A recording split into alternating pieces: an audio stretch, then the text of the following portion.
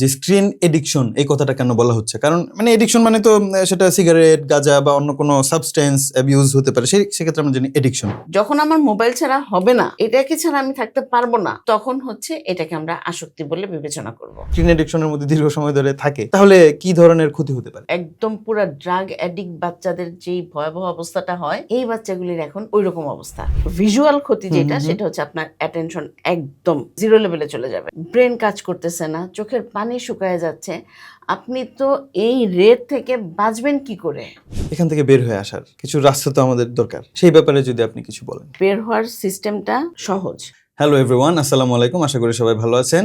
নিউরোমাইন্ড wellness আইন্ডিয়ার আরেকটি পডকাস্টে আপনাদের সবাইকে স্বাগত জানাচ্ছি। আমি ইকরাম মাহমুদ, সাইকোলজিস্ট হিসেবে আইন্ডিয়ারে কর্মরত আছি, এবং আজকে আমরা স্ক্রিন এডিকশন নিয়ে একটু কথা বলবো এবং বিহেভিয়ার নিয়ে কিছু আলোচনা করব সাইকোলজিক্যাল বিভিন্ন অ্যাসপেক্ট থেকে। তো সেই জন্য আমরা স্টুডিওতে আজকে আবারও আমন্ত্রণ জানিয়েছি আমাদের ইন্ডিয়ান নিউরোমাইন্ড ওয়েলনেসের থেরাপিউটিক কাউন্সিলর এবং সাইকোলজিস্ট নিবরাত জাহান হুজাইরা ম্যাডামকে। ম্যাডাম আসসালামু আলাইকুম। ম্যাডাম কেমন আছেন? আল্লাহ ভালো রেখেছে। আচ্ছা, গত পডকাস্টের পরে অনেক আমরা কমেন্ট পেলাম এবং ইনবক্সে অনেক প্রশ্নও পেলাম। তো সেই সব প্রশ্ন থেকে একটা প্রশ্ন আমার মনে হলো যে আজকে আলোচনা করা যায়, সেটাই হলো স্ক্রিন এডিকশন। কারণ বাবা মায়েদেরকে নিয়ে কথা হয়েছে, তো আমরা তো প্যারেন্টিং নিয়ে কিছু আলোচনা করেছিলাম। তো প্যারেন্টসদের খুব বড় একটা কমপ্লেন হলো যে আমার বাচ্চা তো মোবাইলে, বাচ্চা বলতে সেটা ছোট থেকে শুরু করে একদম স্কুল, কলেজ, ম্যাডাম ইউনিভার্সিটি পর্যন্ত, মানে বাবা মাদের কাছে তো বাচ্চাই, তো সবাই একই সমস্যার মধ্যে আছে, যে স্ক্রিন এডিকশন। তো আমরা সাইকোলজির জায়গা থেকে মানুষজনকে প্রথমে একটু আমি চাচ্ছি আপনি ক্লিয়ার করে দেন যে স্ক্রিন এডিকশন এই কথাটা কেন বলা হচ্ছে। কারণ মানে এডিকশন মানে তো সেটা সিগারেট, গাঁজা বা অন্য কোনো সাবস্টেন্স অ্যাবিউজ হতে পারে, সেক্ষেত্রে আমরা জানি এডিকশন। তো স্ক্রিন এডিকশন আসলে এটা জিনিসটা কি? ধন্যবাদ আপনাকে। অ্যাডিকশন কথাটাকে আমরা যদি একটু ব্যবচ্ছেদ করি, জি, তাহলে অ্যাডিকশন মানে কি? আসক্তি। আসক্তি। আসক্তি কেন? কি মানে কিসের উপর আসক্তি? আমরা এতদিন পর্যন্ত, এতদিন না মানে আজকে থেকে 4-5 বছর, মানে করোনার আগ পর্যন্ত আমরা জেনে আসছি অ্যাডিকশন মানেই হচ্ছে যে কোনো সাবস্টেন্সের উপরে অ্যাডিকশন। সেটা ইয়াবা বা এই ধরনের যে কোনো একটা কিছু হতে পারে। এইটা হচ্ছে আমরা আমাদের শরীরের জন্য যতটুকু পরিমাণ একটা জিনিস প্রয়োজন, নিকোটিন, তারপরে গাঁজা, এগুলি ছাড়া বাদ বাকি যে সমস্ত ওষুধ আমাদের দরকার, আমার কারো ইনসোমিয়া আছে, তাকে ঘুমের ওষুধ ডাক্তার দিলেন, তার এটা দরকার ওইটা দরকার, এরকম। কারো কারো হয়তো দেখা যায় যে কিছুই না, ঠান্ডার ওষুধ, কিন্তু সে প্রতিদিন রাত্রেবেলা একটা করে ঠান্ডা ওষুধ খাচ্ছে। হ্যাঁ, এটা তার একটা মাথার ভিতরে, তার ব্রেনে ঢুকে গেছে। এইটা যার কোনো দরকার নাই, যতদিন পর্যন্ত 7 দিন 8 দিন 10 দিন আপনার দরকার, ডাক্তার আপনাকে দিয়েছে, আপনি খেয়েছেন, আপনার শেষ, সময় শেষ। কিন্তু সময়ের পরবর্তীতে আপনার মাইন্ডসেটে সেটা প্রয়োজনের বাইরে যে এইটা না খেলে আমার হবে না, বা এটা খেলে আমার আরাম লাগছে, ডিপেন্ডেন্সি যখন গ্রো করবে তখন আসক্তি অটোমেটিক্যালি চলে আসবে। আচ্ছা, এখন সেই ডিপেন্ডেন্সি আপনার একটা ওই সাবস্টেন্সের উপর আসতে পারে, আপনার একটা মানুষের উপর আসতে পারে, আবার আপনার এখন স্ক্রিনের উপর আসছে। Right, exactly. এই ডিপেন্ডেন্সিটাই যে আমার একে ছাড়া হবে না। যখন বলবে তুমি মোবাইল নিবা না, বাচ্চা জানবে যে আমার মোবাইল ছাড়া হবে না। যখন আমার মোবাইল ছাড়া হবে না, এটাকে ছাড়া আমি থাকতে পারবো না, তখন হচ্ছে এটাকে আমরা আসক্তি বলে বিবেচনা করব। আর এই অ্যাডিকশন মানে হচ্ছে মানে যেটা আপনার প্রয়োজন নাই, প্রয়োজনের বাইরে অতিরিক্ত রকমের সময় আপনি মানসিকভাবে এবং শারীরিকভাবে আপনি ওইটার সাথে সময় দিচ্ছেন, সেটাই হচ্ছে আসক্তি। তো ম্যাডাম, আসক্তির জায়গাটাতে আমরা সবাই জানি যে আসক্তি মানে শব্দটা মানেই যে যেখান থেকে সহজে বের হওয়া যায় না। হ্যাঁ, তো এই যে একটা চক্র, এইটার ভিতরে যে আটকে যাই আমরা মানুষরা, সেটা হোক ছোট হোক বড়, অ্যাডাল্ট, সবাই যে আটকে যাই, তো এই আটকে যাওয়ার জায়গাটা থেকে আসলে বের হওয়া নিয়ে আমরা একটু কথা বলবো বা আপনার কাছ থেকে জানতে চাবো। তার আগে এই যে আসক্তির যে ডিপেন্ডেন্সি এবং প্রয়োজনের বাইরে ব্যবহার করা যে কোনো কিছু, সেটা আমরা স্পেশালি আজকে স্ক্রিন এডিকশন নিয়ে কথা বলছি। স্ক্রিন এডিকশনের ক্ষেত্রে আমরা বলতে পারি যে আমার প্রয়োজন নাই, মানে আজকাল আমাদের ফোন, ল্যাপটপ, এগুলো সবই জীবনের অংশ। পড়াশোনার ক্ষেত্রে, কাজের ক্ষেত্রে, কমিউনিকেশনের ক্ষেত্রে এই জিনিসগুলো আমাদের লাগে। তো এখন একজন ভিডিও এডিটর, সে তো 8 ঘন্টা 9 ঘন্টাও স্ক্রিনের দিকে তাকিয়ে থাকে, সেটাকে আমরা এডিকশন বলছি না, কারণ এটা তার প্রয়োজন। যেহেতু আপনি বলছেন যে এটা তার প্রয়োজন, কাজ। এটা তার কাজ। তো কাজের বাইরে যাওয়া এবং ওইটা না হলে আমার চলবে না, মানে উইথড্রল এফেক্ট একটা থাকে ভিতরে, এই জিনিসগুলো থাকা। আচ্ছা ম্যাডাম, তো এখন এই চক্রটাকে আমরা বুঝি, কারণ এডিকশন বা আসক্তি মানেই হলো, আমরা করি যে আসক্তি মানে যেখান থেকে সহজে বের হওয়া যায় না। তো ম্যাডাম, এডিকশন জিনিসটা বুঝলাম যে এই ক্রাইটেরিয়াগুলো থাকলে এডিকশন, উইথড্রয়াল এন্ড এভরিথিং। তো এখন সাইকোলজির নলেজ অনুযায়ী আসলে আমি চাচ্ছি যে সবাইকে আপনি একটু বলেন খুলে যে স্ক্রিন এডিকশনটা হয় কেন, আমরা কেন স্ক্রিনের সাথে এত জড়িয়ে যাই, এডিকশনটা তৈরি হয় কিভাবে, মানে শত্রুকে আগে চিনি, এই জন্য কোশ্চেনটা করা। স্ক্রিনের সাথে শুধু না, অ্যাডিকশন হয়ই তো হচ্ছে যে কোনো সেন্সে আপনার রাইট ব্রেন আপনাকে ডোপামিন দিয়ে হেল্প করে। যত বেশি ডোপামিন ইনক্রিজ হবে তত আপনার ভালো লাগা কাজ করবে। আমরা এই যে বেঁচে আছি, আমরা যে বেঁচে থাকার আমাদের যে এই প্রসেসটার মধ্যে আমাদের দুঃখ এবং কষ্ট বেশি, তারপরেও আমরা বেঁচে থাকতে চাই। কেন চাই? কারণ আমাদের কিছু ভালো লাগা, অল্প কিছু ভালো লাগা আমাদের, বা কিছু অ্যাচিভমেন্ট, যে সারা বছর পড়লাম, পরীক্ষার আগে এরকম পাগলের মতন পড়লাম, কিন্তু পরীক্ষাটার পরে আমরা অপেক্ষা করি কেন? একটা ভালো রেজাল্ট হলে ভালো লাগে, সেন্স অফ অ্যাচিভমেন্ট। এই অ্যাচিভমেন্টটা কি আমাকে ডোপামিন হরমোন ইনক্রিজ করার মাধ্যমে আমি এই অ্যাচিভমেন্টটা আরো বেশি ভালো মতন এনজয় করতে পারছি। এইটা যখন একটা প্রসেস ছিল, লম্বা সময়ের পরে আপনি অ্যাচিভমেন্ট ফিল করবেন, দেখবেন, পাবেন, আপনার ডোপামিন ইনক্রিজ হবে, আপনি খুশি হবেন, পরবর্তীতে নেক্সট আরেকটা কাজের জন্য আপনি একবার ডোপামিন আমি যেখান থেকে পাবো ওই কাজটা আমি আবার করতে চাবেন। কিন্তু অ্যাডিকশন, এই কথাটা কেন চালু হইলো? অ্যাডিকশন হচ্ছে যে শর্ট টাইমের মধ্যে আপনার অনেক বেশি ডোপামিন ইনক্রিজ হবে, আপনি অনেক বেশি মানে আগ্রহ বোধ করবেন, ব্রেন আপনাকে উত্তেজিত করবে বা আপনাকে বলবে যে যাও ওইটা করো, তাহলে তোমার ভালো লাগবে, আমার ভালো লাগার জন্য, আমার ডোপামিন ইনক্রিজ হওয়ার জন্য, বেশি বেশি আমার নিজের আনন্দের জন্য আমি তারপরে সারাক্ষণ মোবাইলে থাকবো, মোবাইল দেখবো, দেখি না কি হয়। ম্যাডাম, এই যে আপনি একটু আগে বলছিলেন, হ্যাঁ আমি একটু শেষ করি, যতদিন পর্যন্ত শর্টস ছিল না বা এই ছিল না, ওইটারে কি বলে, রিলস ছিল না, ছোট ভিডিও, ততদিন পর্যন্ত কিন্তু মোবাইলের বা স্ক্রিনের এই লেভেলের অ্যাডিকশন ছিল না। বাচ্চারা কি দেখতো না, বেবি কি যেন গানটা, যেটা এই বাচ্চাদের যে গানগুলি আছে, এগুলি সব বাচ্চারা আগে দেখতো না, আগে দেখতো। কিন্তু এখন বাচ্চারা মোবাইল ছাড়া বসেই না, কারণ কি, তারা অল্প সময়ের মধ্যে একটা রিলস, একটা গান, যে গানটা ওদের শুনতে ভালো লাগে সেই গানটা ওরা কন্টিনিউয়াস দেখতে পারে, কন্টিনিউয়াস ওদের ভালো লাগা, ডোপামিন ইনক্রিজ হচ্ছে। তাহলে আপনি অনেকক্ষণ করার পর, অনেকক্ষণ দেখার পর আপনার ভালো লাগলো, আর আপনি কয়েক সেকেন্ডের মধ্যে, 15 সেকেন্ডের মধ্যে বা 10 সেকেন্ডের মধ্যে আপনি দেখতেছেন আপনার ভালো লাগতেছে, তাহলে ডেফিনেটলি আপনার এইখানেই বেশি মনোযোগ আসবে, আপনার ব্রেন আপনাকে মানে ইনভলভ করবে যে তুমি এটার সাথে কানেক্টেড হলে তোমার ভালো লাগা কাজ করবে। পুরো সিস্টেমটা এইভাবে তৈরি করা। যেহেতু ম্যাডাম আপনি বলছিলেন যে আমাদের বেঁচে থাকার যে এক্সপেরিয়েন্সটা, এর মধ্যে কষ্টই অনেক বেশি, তাই না? মানে খুব কাজ করতে হয়। তো সেই যে এই যে আনন্দটা খুব রেয়ার, এই আনন্দটা যেখানে পাওয়া যায়, ব্রেন বারবার ওই জায়গায় নিয়ে যায়। তাহলে আমাদের স্ক্রিনের সাথে যে এই বিষয়টা, মানে আমরা ডোপামিনের যে একটা সার্কেল, এটার মাধ্যমে স্ক্রিনের সাথে জড়িয়ে যাচ্ছে, এটাই তো মূল বিষয়। ওকে, যদি এটা হয়ে থাকে ম্যাম, তাহলে এখান থেকে তো বের হয়ে আসতে হবে। প্রবলেম ঠিক আছে, বাট এখান থেকে তো বের হয়ে আসতে হবে। যদি কেউ বের হয়ে আসতে পারবে সহজে, কেউ পারবে না। যদি বের হয়ে আসতে কেউ না পারে এবং স্ক্রিন এডিকশনের মধ্যে দীর্ঘ সময় ধরে থাকে, তাহলে কি ধরনের ক্ষতি হতে পারে? ক্ষতি তো অনেক রকমের হতে পারে।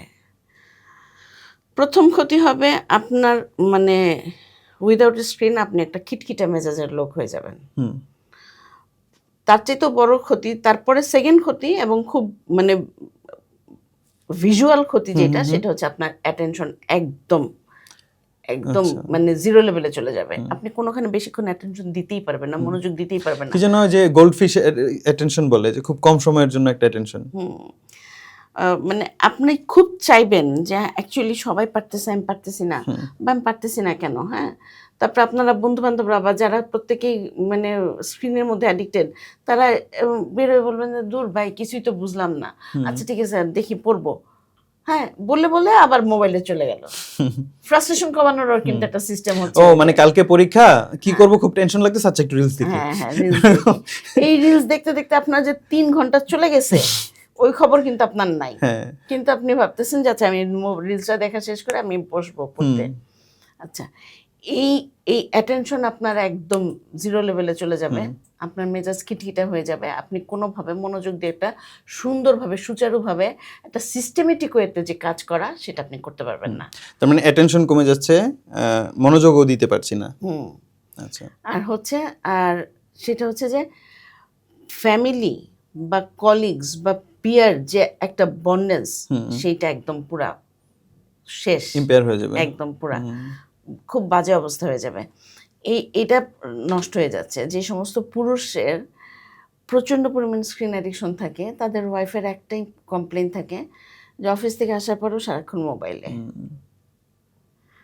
মানে ফ্যামিলির একটা সুন্দর পরিবেশ নষ্ট হলো। আর বাচ্চারা তো ছোট বাচ্চা যারা স্কুল থেকে আসে তারা তো কষ্ট করে হলেও কিছুক্ষণ সময় স্কুলে থাকে, স্কুল থেকে এসে তারপরে তারা এক সময় মোবাইল নিয়ে ফেলে, কায়দা কানুন করে মোবাইলটা হাতে নিয়ে ফেলে। তাইলে তারপরেও কিছুক্ষণ সময় তারা জোর করে হলেও বাধ্যতামূলকভাবে স্কুলে থাকলো।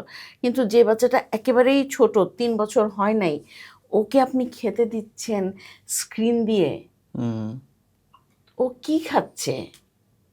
ডাক্তাররা এই যে অসুবিধাটা কথা বললেন না, এই অসুবিধার মধ্যে আরেকটা প্রবলেম কিন্তু, যেখানে আমরা জানতাম আগে চোখের পানি আমাদের 40-এর পর থেকে শুকানো শুরু করে, সেইখানে এখন ছোট ছোট বাচ্চারা ডাক্তারের কাছে গেলে প্রত্যেকটা ডাক্তার একটা বাচ্চাকে আর্টিফিশিয়াল টিয়ার দিয়ে দেয়, মানে সাজেস্ট করে যে ওদেরকে আর্টিফিশিয়াল টিয়ার চোখে ইউজ করতে হয়, কারণ ওরা স্ক্রিনে থাকতে থাকতে স্ক্রিনের থেকে যে রেটা বের হয় সেইটার কারণে ওদের চোখের একদম পানি পুরা শুকায়া যায়, ব্রেন কাজ করতেছে না, চোখের পানি শুকায় যাচ্ছে।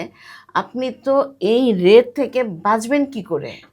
মাত্র তো বয়স আপনার 3 বছর, বাকি জীবন তো পড়েই আছে, সামনে পুরা সময় পড়ে আছে, যেখানে নর্মালি আপনার বায়োলজিক্যালি বা প্যাথোলজিক্যালি বলেন, আপনি নর্মালি আপনার চোখের ওয়াটার থাকবে 40 বছর পর্যন্ত, আপনাকে আর্টিফিশিয়াল ওয়াটার ইউজ করতে হবে না। সেখানে আপনি 7 বছর 8 বছর বয়স থেকে চোখে আর্টিফিশিয়াল ওয়াটার ইউজ করছেন, এরকম ভারী ফ্রেমে চশমা পড়ছেন। আমাদের সময় কয়জন বাচ্চা চোখে এরকম মোটা ফ্রেমে চশমা পড়তো? এখন কয়টা বাচ্চা স্কুলে এরকম চশমা পড়ে? এখন তো অনেক বাচ্চা, এখন সব বাচ্চাই চোখে একটা না দুইটা চশমা, 1-2জন বাচ্চা চশমা ছাড়া।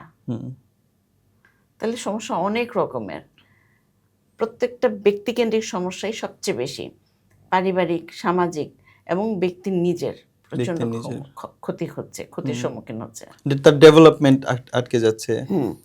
আচ্ছা, এইটার সাথে আরেকটা কথা বলি, সেটা হচ্ছে যে ওই যে ছোট বাচ্চাদের ব্যাপারে আমি একটু বেশি আমার খারাপ লাগে, যে আমরা যখন খেতাম, আমি জানি কিভাবে যে করলা তিতা, আমি জানি কিভাবে যে উচ্ছে যে তরকারিটা, সবজিটা না, হ্যাঁ, তারপরে করলার মতন দেখতে আরেকটা তরকারি যেটা, ওইটার নামই তো উচ্ছে, ওইটার নাম উচ্ছে, যেটা ছোটটা উচ্ছে বড়টা করলা, এই তরকারিগুলি তেতা। এই তেতোটা আমরা কিভাবে জানি? খেয়েছি, এক্সপেরিয়েন্স করেছি। তারপরে শাক, সবাই যে বলে যে আজকে কি শাক, ওই শাক লতা পাতা দিয়ে খাবো না, শাক যে লতা পাতার মতন, সেটা আমি কিভাবে জানি? গাছের লতা পাতা বা পাতাবাহার গাছগুলোর মতন যে শাকগুলি, এটা আমি কিভাবে জানি? কারণ আমি যখন শাকটা কুটেছে মা বা বাসার মানুষ, তখন আমরা দেখেছি, এবং শাকটা আমি যখন প্লেটে নিয়েছি আমার নিজের হাত দিয়ে চামচ দিয়ে, তখন আমি মাখায় খাওয়ার সময় আমি জেনেছি যে এটার টেস্ট কীরকম, আমিষের টেস্ট কীরকম, মাছের টেস্ট কীরকম, ডিমের টেস্ট কীরকম। প্রত্যেকটা আলাদা জিনিসের আলাদা আলাদা টেস্ট আছে। আল্লাহর খাদ্যের ভাণ্ডারের মধ্যে প্রত্যেকটা খাবারের আলাদা আলাদা টেস্ট। কিন্তু এখন আপনারা কি কোনো বাচ্চাকে 6-7 বছরের, 3 বছরের বাচ্চা তো বাদ, আপনি 6-7 বছরের বাচ্চাকে গিয়ে স্কুলে গিয়ে যে একবার কোনো স্কুলে যদি যাওয়ার সুযোগ হয়, আপনি ওই বাচ্চাগুলিকে জিজ্ঞেস করবেন যে শাক খেতে কেমন, বা করলা খেতে কেমন, বা কাঁঠালের স্বাদ কীরকম, তাই না? তারপরে আনারসের টেস্ট কীরকম, বলতে পারবে? পারবে না। আপনি স্ক্রিন দিয়ে রাখছেন, বাচ্চা দেখতেছে আর মা ভাত খাওয়াই দিচ্ছে বা কাজের লোক ভাত খাওয়াই দিচ্ছে, তো ও তো গিলতেছে, ও তো জাস্ট খালি কখনো কখনো চাবায়, বেশিরভাগ ক্ষেত্রে চাবায় না, জাস্ট খালি টপাটপ গিলতেছে। তার মধ্যে যে সমস্ত প্যারেন্টরা আবার আপনার এই মানে টাইম লিমিটটা দিয়ে দেয় যে তুমি খাওয়া পর্যন্তই দেখতে পারবা, তারপরে দেখতে পারবা, তাহলে ওর টার্গেট হচ্ছে যে আমি যত তাড়াতাড়ি খাবো বা যতক্ষণ সময় ধরে আমি খাবো ততক্ষণ সময় আমি স্ক্রিনটা দেখতে পারবো। খাবারটা নিয়ে ভিতরে জমায় রাখতেছে, বলতে, বাবু খাও, চাবাও। এই যে সিস্টেমটা করতেছে, ও তো জানলই না কোন তরকারির কি স্বাদ, মাছের টেস্ট কিরকম, মুরগির টেস্ট, শুধুমাত্র মুরগির সম্পর্কে ওরা জানে, কারণ ওদের যে চিকেনের যে অনেক ভেরিয়েশন হয় এখন আবার ফাস্টফুডের মধ্যে, এই কারণে মুরগির ব্যাপারটা, চিকেনের ব্যাপারটা ওরা কিছুটা জানে। আদারওয়াইজ শাক, লতা পাতা, ফল মূল কোনো কিছুর টেস্ট সম্পর্কে না মিনিমাম এদের আইডিয়া নাই। তো এই বাচ্চাটা কি খাচ্ছে, এই কারণে দেখবেন আপনি সব সময় ডাক্তাররা বলে যে খাবারের সময় স্ক্রিন দিবেন না। আপনি ওকে কোনো খাবারের সাথে পরিচয় করাই দিচ্ছেন না। এটা গেল ছোট বাচ্চাদের ক্ষেত্রে। তারপরে একটু বড় যারা 6-7 বছর বা 8-9 বছরের বাচ্চারা, তাহলে ওদের তো অ্যাটেনশনটাই থাকবে না যদি আপনি ও কন্টিনিউয়াস এরকম করে মোবাইল দেখতে থাকে। আপনি চাইলে ওকে পড়তে বসাতে পারবেন না। আপনি জানেন বা টিচাররা কোনো না কোনোভাবে আপনাকে এনশিওর করেছে, বা আপনি তো আর মূর্খ না, আপনি জানেন বুঝেন যে আপনার বাচ্চার আল্লাহর রহমতে মেধা আছে, সে পড়লে পারত, কিন্তু ওই যে স্ক্রিনের কারণে, শর্টসের কারণে, রিলসের কারণে ও এখন পড়ার দিকে মনোযোগী নেই, পারেই না বেচারা কষ্ট করে নিজেকে ওইটার দিকে দিতে, কারণ ওই বইয়ের পাতার থেকে তো তার ডোপামিন ইনক্রিজ হচ্ছে না, স্ক্রিন থেকে যেরকম তার ডোপামিন ইনক্রিজ হচ্ছে মাত্র 15 সেকেন্ডের মধ্যে, বইয়ের থেকে তো সেটা হচ্ছে না। ওকে একটা জিনিস পড়তে হচ্ছে, বুঝতে হচ্ছে, মেমোরাইজ করতে হচ্ছে, তারপরে দিলে পরে লিখে দিলে বা মাকে বললে মা বলে গুড। একটা লম্বা সময়ের ব্যাপার যেখানে ও মোবাইলে একটা জিনিস দেখতেছে আর ওর ভালো লাগা কাজ করতেছে। তাই এই বাচ্চাদের অ্যাটেনশন পুরো শেষ হয়ে যাচ্ছে।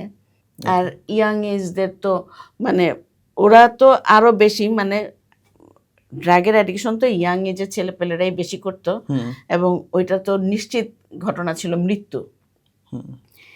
ড্রাগের সাথে স্ক্রিনের সাথে পার্থক্য এক জায়গায়, মিল একটা, যে নিশ্চিত ঘটনা হচ্ছে মৃত্যু, কিন্তু অমিল হচ্ছে, পার্থক্য হচ্ছে একটা হচ্ছে শারীরিকভাবে মৃত্যু, একটা সময় সে আর সার্ভাইভ করতে পারে না, সে চলে যায়।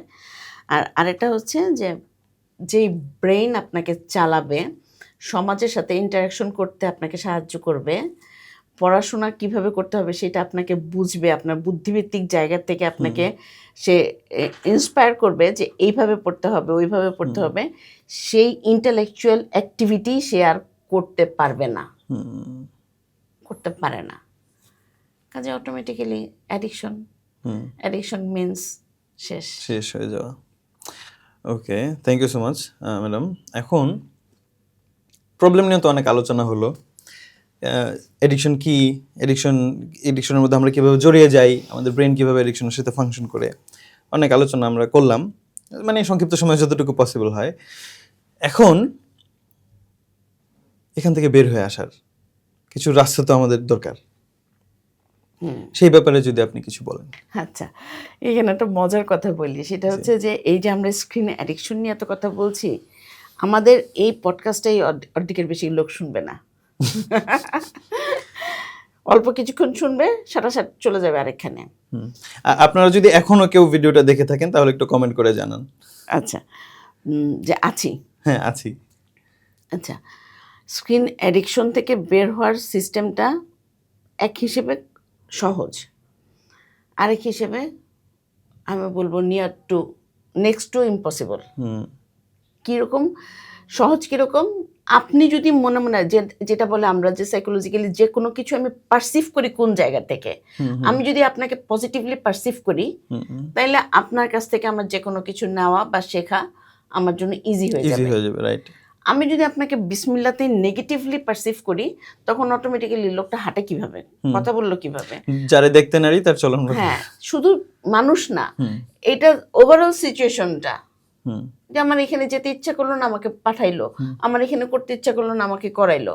হ্যাঁ, মানুষের ব্রেন ওইভাবেই তৈরি করা, আপনার অপছন্দের জায়গাতেও আপনাকে যদি থাকতে হয়, তাহলে উইদিন 1000 আওয়ার আপনি এটার সাথে অভ্যস্ততার মধ্যে পড়ে যাবেন। হুম বা সর্বোচ্চ হচ্ছে আপনার 8 সপ্তাহ আপনি এটার মধ্যে একটা অভ্যস্ততার মধ্যে পড়ে যাবেন। এখান থেকে আপনার আর খারাপ লাগা আস্তে আস্তে কমে যাবে, কারণ আপনি জানবেন যে আমাকে সার্ভাইভের জন্য এখানে অ্যাডজাস্ট করতে হবে। হুম যেহেতু আপনি শ্রেষ্ঠ জীব, আশরাফুল মাখলুকাত, আপনি এটা করে নিতে পারবেন। কিন্তু যদি হয় এটা ডে লং এর ব্যাপার, হুম হুম এবং আপনার প্রথম অ্যাপ্রোচটাই হলো নেগেটিভ অ্যাপ্রোচ, হুম তাহলে আপনার আর সহজে ওই জায়গাটায় মন বসবে না। হুম এখন যার পারসিভ করার ক্ষমতা যে পারবো না, এইটা সম্ভব না, ওকে যে অবস্থা, ও আর স্ক্রিন থেকে বেরোবে এটা সম্ভব না, তাইলে ঘটনাটা আরো কঠিন হয়ে যাবে। হুম কিন্তু আপনি যদি ভাবেন যে ওকে ফাইন, আমার পৃথিবীতে আছে কি আমার বাচ্চা ছাড়া, বা আমি ওর জন্যই তো আমার সব কিছু এত কষ্ট, হুম তাহলে আমি চেষ্টা করব। সেই ক্ষেত্রে সে ব্যক্তি বিশেষ সে নিজে চেষ্টা করবে, যদি সে অ্যাডাল্ট হয়। আর যদি ছোট হয়, মানে অ্যাডোলেসেন্ট এজের মধ্যে থাকে, তাহলে অবশ্যই বাবা মার একটা কঠিন একটা ভূমিকা আছে। হুম। এই দুইভাবেই এখান থেকে বের হয়ে আসা সম্ভব। তার মানে শর্টকাট ওয়ে বলতে কিছু আসলে এখানে নাই। মানে প্রথম কথা হলো মনোবল থাকতে হবে এবং একটা ডিসিশন নিতে হবে এবং সেই ডিসিশন অটল থাকতে হবে। Okay, any process like any tips suggestion? যেমন সেটা হচ্ছে যে এখন অনেক বাচ্চা গার্জিয়ান শুনে বলবে যে হ্যাঁ, আপনি তো সুন্দর সুন্দর বড় বড় কথা বলা যায়, বাচ্চাকে না খাওয়ানোর সময় স্ক্রিন না দিলে আমি কাজ করব কিভাবে, কারণ বসে থাকি এই সময়। আমরাও তো ছোটবেলায় খেয়েছি, হুম আমাদের বাচ্চারা প্রথম বেবিটাও তো ছোটবেলায় খেয়েছে, কোনো সমস্যা হয় নাই। আমাদের সময় তো ফোন ছিল না, আমার সময় ফোন ছিল না। ফোন ছিল না, আমাদের তো কোনো রকম প্রবলেম হয় নাই। তা ওই জেনারেশনটা তো আমরা পার করে আসছি। সম্ভব, এটা সম্ভব। কিন্তু আপনি এইটা সম্ভব না যে আপনি বাচ্চাকে স্ক্রিন দিবেন না।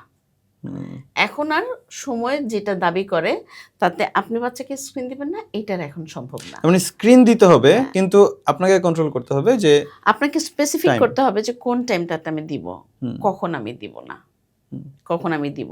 এখানে আমি টি এর ব্যাপারটা খুব পছন্দ করি, যে টি এ বলে যে গিভ দেম এ কন্ডিশন।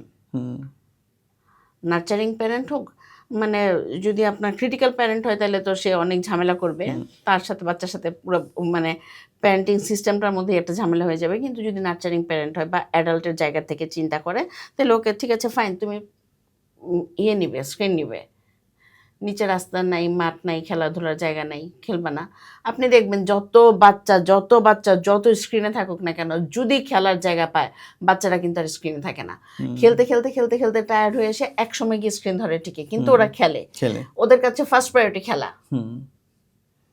তাইলে আপনারা অনেক কিছু করতে পারেন, গার্জিয়ান চাইলে অনেকভাবে অনেক রকম করতে পারে। এক নাম্বার হচ্ছে যে খাওয়ার সময় আপনি গল্প করতে করতে খান, ওকে খাওয়ান গল্প করতে করতে, এঙ্গেজ হওয়া। হ্যাঁ, আপনি যদি সম্ভব না হয়, যদি আপনি কেয়ার গিভারের কাছে রেখে যান, সে কাজের মানুষ, তার কাছে রেখে যান, তাইলে ওই ব্যাপারটা আপনার জন্য টাফ। কারণ আপনি অফিসে আছেন, আপনি কাজের লোকে বলছেন যে তুমি ওকে মোবাইল দিও না, তুমি ওর সাথে গল্প করে করে খাও, তুমি ছোটবেলায় কী করছো না করছো এই সমস্ত গল্প বলে, ওরা শুনবে না। ওরা মোবাইল দিয়ে তাড়াতাড়ি করে খাওয়ানো শেষ করে, কারণ ও তো মোবাইলে যায়, একটু পরে খাওয়ানো শেষ করে মোবাইলে যায় ঢুকবে। কাজেই এটা সম্ভব না। কিন্তু যদি মা হয়, আপনি ওর সাথে গল্প করেন, গল্প করতে করতে খাওয়ান, এবং ওকে এই জিনিসটা বুঝান যে এই জায়গাটা বসেই খেতে হবে, আমি তোমার পিছনে পিছনে খাওয়া নিয়ে দৌড়াবো না। একবার, দুইবার, তিনবার, প্রথম 1 বছর বা 1.5 বছর যখন থেকে ও মুখে খাওয়া শুরু করবে, এইটা যদি ও বুঝে যায়, তাহলেও কিন্তু বিরক্ত হইলেও জায়গায় বসেই ঘ্যান করবে, ট্যান্ট্রাম করবে, কিন্তু ওইখানেই বসেই খাবে। আমি আপনাকে একটা গল্প বলি। আমার পরিচিত একজন ব্যক্তি ডক্টর, তো উনি একটা কুকুর গিফট করেছেন ওনার শাশুড়িকে।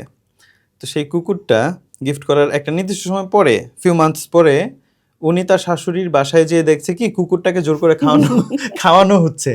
এখন ভিউয়ার্স হয়তো কনফিউজড হবেন যে এটা কেমন কথা। আসলে কুকুরের একটা সহজাত বৈশিষ্ট্য হবে যে সে খেতে চাবে, কিন্তু তাকে জোর করে খাওয়ানোর ফলে এমন একটা সিচুয়েশন হয়েছে যে ওই খাবারের প্রতি তার একটা বিতৃষ্ণা এসে গেছে।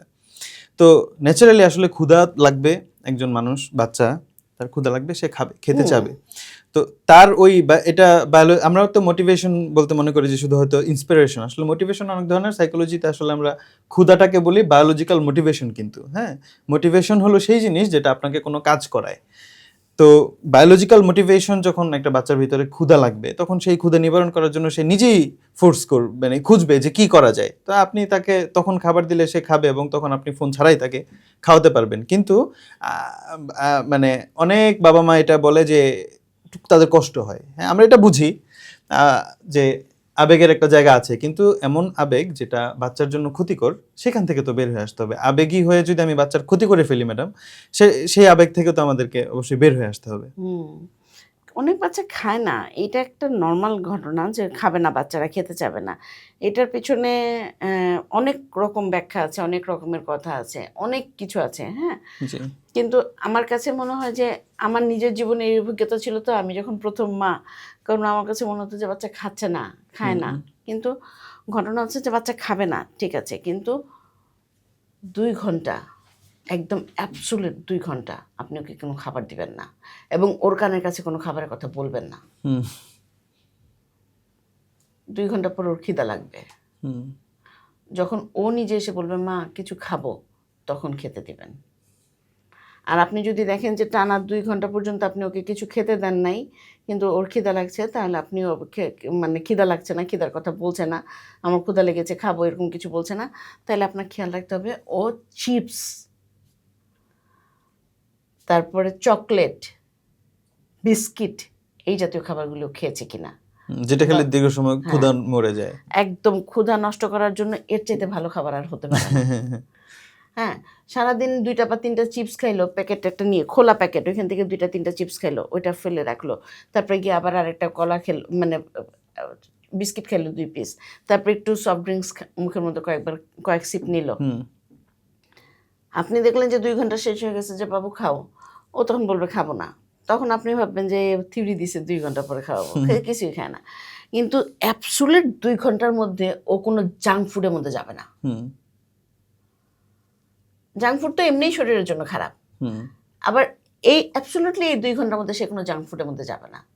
তারপরে সে অবশ্যই খাবে, অবশ্যই খাবে। এটা তো ন্যাচারাল, ক্ষুধা লাগবে, খাবে, খেতে চাবে। ওই লাঞ্চ টাইমের আগে যেন চিপস বা এই ধরনের খাবার যেগুলো আপনি বলেন, এগুলো খেয়াল রাখতে হবে যেন না খায়, যাতে ক্ষুধাটা মরে না। যদি এই রুলস রেগুলেশনসগুলো ঠিক থাকে, তাহলে সে নির্দিষ্ট সময় খেতে চাবে, এবং এটা একটা টেকনিক। তো আসলে বাচ্চাদের নিয়ে আমরা সাইকোলজির যে আসলে বাচ্চাদের যে কাউন্সিলিং এর ব্যাপারটা, এটা খুব ডাইভার্স। আসলে অনেক জায়গায় অনেক বাচ্চা এক এক পরিবেশে থাকে, এক এক ফ্যামিলি থেকে আসে, এবং প্রত্যেকটা মানুষই তো ডিফারেন্ট। তো ওই জায়গায় আসলে একটা ভিডিওতে আমরা একটা টিপস বলবে ম্যাডাম, সেখান থেকে ঢালাওভাবে সবাই যে উপকৃত হয়ে যাবে তা না, তবে অনেকের ক্ষেত্রে এগুলো কাজে লাগবে। তবে মানে কাউন্সিলিং বা সাইকোথেরাপি জিনিসগুলো তো টেইলরড, আমরা যার জন্য আলাদা আলাদাভাবে ডিজাইন করে দেওয়া হয়। তো সেজন্য আপনাদের প্রতি আমাদের একটা ইনভাইটেশন থাকবে, সেটা হলো যদি আপনার বাচ্চা, সে হোক একেবারে ছোট অথবা স্কুল, কলেজ অথবা ইউনিভার্সিটিতে পড়ে, হ্যাঁ, যে কেউ হোক না কেন, যদি আপনি নিজে খেয়াল করেন যে স্ক্রিন এডিকশন আছে এবং এটার কারণে এই প্রবলেমগুলো হচ্ছে, আপনি এটা ভাববেন না যে স্ক্রিন এডিকশন থেকে বের হওয়া, যে ম্যাম যেটা বললো যে আশা ছেড়ে দেওয়া, ওইটা করা যাবে না। আপনারা আশা রাখবেন এবং আমাদের সাথে আপনারা কিন্তু যোগাযোগ করতে পারেন। ম্যাডাম আছেন, আমরা কাউন্সিলিংয়ের জন্য এবং সাইকোথেরাপির জন্য, এছাড়া বাচ্চাদের আরও বিভিন্ন ধরনের প্রবলেম নিয়ে আইএনডিআর কাজ করছে, পাশাপাশি আইএনডিআর নিউরোমাইন্ড ওয়েলনেস আমরা কাজ করছি। তো আমাদের স্ক্রিনে ফোন নাম্বার দেওয়া থাকবে, আপনারা আমাদের সাথে যোগাযোগ করবেন। কাউন্সিলিংয়ের জন্য হতে পারে সেটা, এবং আমরা কিন্তু আমাদের নিয়মিত ম্যাডাম একটা আয়োজন থাকে যে আমরা পডকাস্টে কথা বলছি, এখানে আপনারা আমাদের পেজ ফলো দিয়ে আমাদের সাথে কানেক্টেড থাকতে পারেন। পাশাপাশি আমরা কিন্তু আমাদের এখানে বেশ প্রায় সময় ট্রেনিং এর আয়োজন করি, হয়তো সামান্য ফি, অনেক সময় ফ্রিতে থাকে বা অল্প কিছু টাকার বিনিময়ে আপনারা কিন্তু এইসব ট্রেনিংগুলো খুবই হাই ভ্যালু ট্রেনিং, এইসব ট্রেনিংগুলোতে এসে নিজের লাইফের ট্র্যাজেক্টরি চেঞ্জ করে ফেলতে পারেন আপনি কিন্তু। হ্যাঁ, সেটা এডিকশন হতে পারে, মেন্টাল হেলথ রিলেটেড যে কোনো বিষয়, বাচ্চাদের এবং বড়দের নিয়ে কিন্তু আমরা প্রচুর আলোচনা করি। তো ম্যাডাম, আমরা ভিডিও শেষ করব, তার আগে আমি আপনাকে রিকোয়েস্ট করব যে স্ক্রিন এডিকশন এই টপিকে সবার জন্য, বাচ্চা হোক বড় হোক, সবার জন্য আপনি কিছু একটা পরামর্শ দিয়ে আমরা ভিডিওটা শেষ করব। আচ্ছা, স্ক্রিন অ্যাডিকশনের ব্যাপারে আমি যেটা বলবো, এখন সিচুয়েশনটা সময়টা এত টাফ হয়ে গেছে যে চাইলেই চট করে স্ক্রিন অ্যাডিকশন থেকে বের হওয়া সম্ভব না, হ্যাঁ? আর স্ক্রিন তো কোনোভাবেই নিজেদের থেকে দূরে সরায় রাখবো সেটাও করা সম্ভব না। সেটা বাচ্চাদের ক্ষেত্রেই হোক আর বড়দের ক্ষেত্রেই হোক। স্ক্রিন থাকবে। কিন্তু ১ম হচ্ছে ওই যে যেটা বলেছিলাম যে নিজের সাথে নিজের একটা বোঝাপড়া করতে হবে যে আমি কতক্ষণ সময় স্ক্রিনে থাকবো। প্রয়োজনে আপনি কাগজে লিখে ফেলেন। আপনার একটা নোটবুক রাখেন বা কয়েকটা কাগজ আপনি ছোট করে ছিঁড়ে নিজের একটা স্টেপলার দিয়ে নোটবুকের মতন করেন। আপনি ১ম এ লেখেন যে আমি আমার ফার্স্ট প্রায়োরিটি বেসিসে আমি এই কাজগুলি করব। যেমন আমি হাত মুখ ধুবো, তারপর ফ্রেশ হওয়ার পরে নাস্তা করব, নাস্তা করার পরে একটু পড়তে বসবো বা একটু বাইরে কোনো কাজ থাকলে কাজ করব। তারপরে ইন বিটুইন আমি যখন একটা ফ্রি পাবো তখন আমি স্ক্রিনে বসবো। মানে স্ক্রিন দেখার জন্য বা ডোপামিন ইনক্রিজ করার জন্য আমি স্ক্রিনে বসবো। কাজের জন্য স্ক্রিন নিব সেইটা লেখার দরকার নাই। ওটা আপনার কাজের সাথেই সম্পর্কযুক্ত। তখন স্ক্রিন অমনিই নিতে হবে হাতে। এরকম করে আপনি যখন স্পেসিফিক করবেন তখন ব্রেন জানবে যে ও আমাকে একটা মেসেজ দিল যে আমাকে এই কাজগুলি করতে হবে। যখন আপনি বাইরের থেকে একটা মেসেজ ওকে দিবেন, সৎ স্বাভাবিকভাবে অবচেতন মন এইটা নিয়ে ফেলবে। নিয়ে ফেললে আপনাকে সেই কিছুক্ষণ পরে জানাবে যে তোমাকে এই কাজগুলোও করতে হবে। এইরকম একটা সিস্টেমেটিক ওয়েতে যদি আপনি মেইনটেইন করেন সর্বোচ্চ ৪ সপ্তাহ, তাহলে ইনশাআল্লাহ আশা করা যায় যে আপনি নিজের লাইফটাকে একটু, একটু করে স্ক্রিন থেকে না, স্ক্রিনের অ্যাডিকশন থেকে বের করে আনতে পারবেন। Thank you so much madam, আপনাকে অসংখ্য ধন্যবাদ। আপনাকেও ধন্যবাদ। তো সবাই ভালো থাকবেন। আজকে আমরা ভিডিও এখানে শেষ করছি। আমাদের ভিডিও যদি ভালো লাগে আপনারা আপনাদের কোনো মতামত আমাদের কমেন্টে জানাতে পারেন, পেজটিকে ফলো করতে পারেন এবং শেয়ার করতে পারেন। সবাই ভালো থাকবেন। আসসালামু আলাইকুম, আল্লাহ হাফিজ।